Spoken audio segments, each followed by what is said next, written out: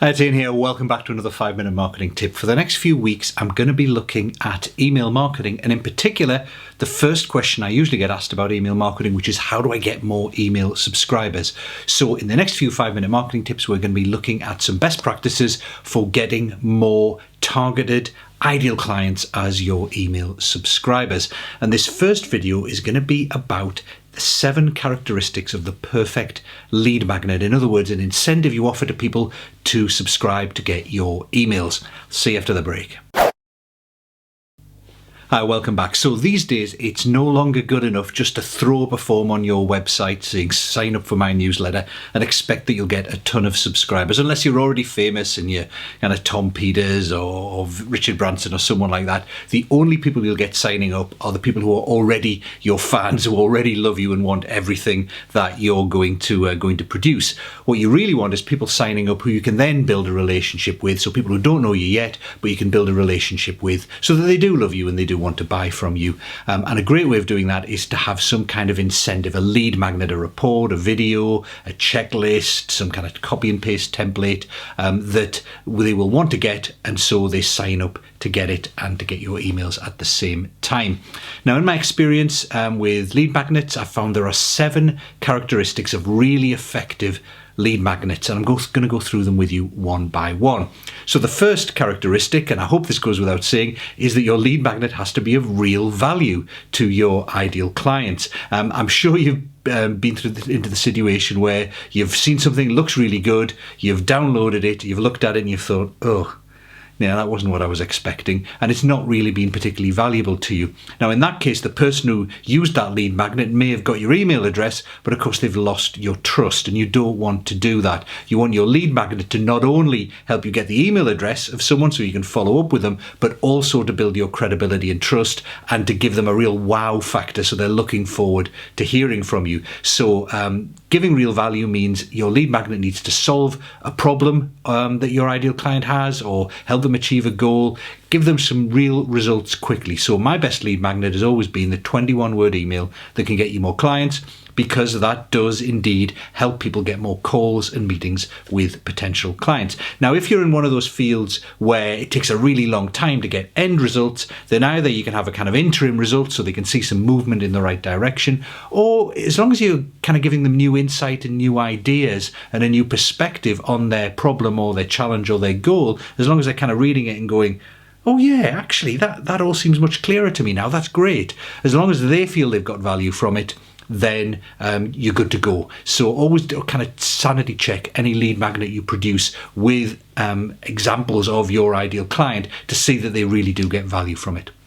Now, the second thing you need, second characteristic, is that value has to be obvious to your ideal client in advance of them actually using the lead magnet.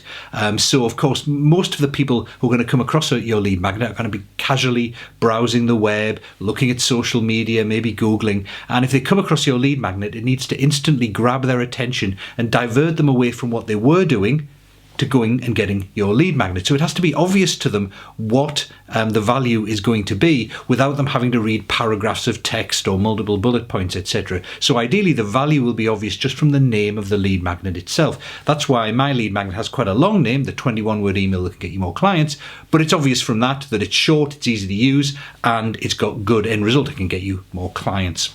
Third thing is that your lead magnet, the value it gives, has to deal with a top-of-mind problem for your ideal clients. So your lead magnet might solve a problem for your ideal clients, but if it's like their number 5 problem or their number 8 problem or their 12th priority, then again, when they're kind of casually surfing the web or looking around for things, it's not going to click. It's not going to be if it's not something they're thinking about all the time, they're not even going to notice your lead magnet. It's not going to stand out. So it has to be dealing with the kind of number 1, number 2, number 3 priority or problem that they have. It has to be really obvious to them. Fourthly, it needs to give them new information about that problem or that goal. So if someone downloads your lead magnet and it's the same old information they've seen on 100 blogs, you've got to have a vision to be a great leader, work smarter, not harder, all that kind of stuff. If it's something they've seen a million times before, they're not going to be impressed. It's not going to build credibility, and they're going to feel let down. So you need your lead magnet to be something new. So specifically focus it on all the things you could write your lead magnet about that relate to problems that you can solve for your clients. Do something that's unexpected, that's surprising, that you do, that other people don't do. Now, if the real value you give your clients is you help them achieve things that's kind of accepted wisdom, it's already known, they just need to get on and do it, and they're not doing it, then the best way of doing a lead magnet isn't just to tell them the stuff they already know but they're not doing, it's to show them how they can achieve what they know they should be doing but they're not right now. So it's to put a different spin on it, to get them to actually take action. So make sure you're giving them something different that they can't get from other sources. Number five is that your lead magnet needs to build your credibility, not someone else's. And what I mean by that is if you're using case studies or examples to help prove your point, to give more depth to the lead magnet, make sure they're your case studies and examples or from your clients, so that someone reading the lead magnet is going to think not only, oh, that's a great idea, but also, oh, they've done this, they've actually done this in the real world, therefore they're going to be a good person to work with to help achieve it for me. If it's obvious that you've got a good idea there, but you've just kind of searched the web and copied and pasted from someone else's website and someone else's examples or commonly used examples, then it's not going to build as much credibility for you as if you're using your own or your client's examples. Number 6, choose the format dependent on the type of client you're going for. So the most common format for a lead magnet is for when you're going for lots of people signing up and you're aiming for an audience that's kind of browsing the web, looking at social media, doing searches, maybe coming from Facebook or Google Ads, and you want a large number of them.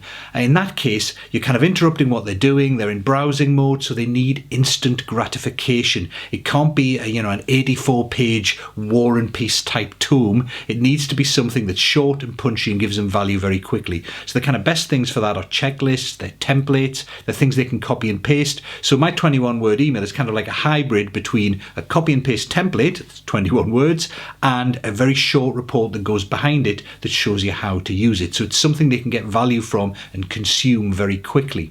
Now, on the other hand, if you're going for a small number of, let's say, really high value corporate clients, and you're not finding them because they're browsing the web, you're maybe writing to them directly or getting an introduction or a referral to them and offering your lead magnet, then in that case it needs to be something more substantial to really build your credibility with them. So there we're talking about a much more in-depth report, a benchmarking study, maybe even a copy of your book, but something substantial to build your credibility. So choose the format you use depending on the type of client you're going after.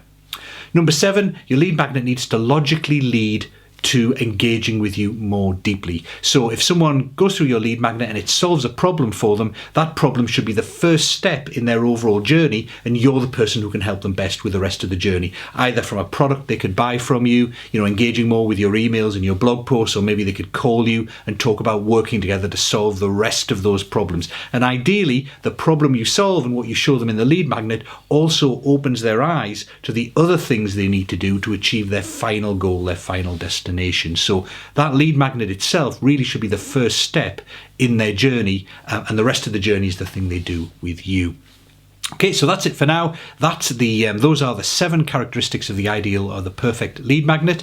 Now, if you're a member of Momentum Club, you'll recognize those because they're part of the training, the masterclass videos I've done on creating a lead magnet really quickly.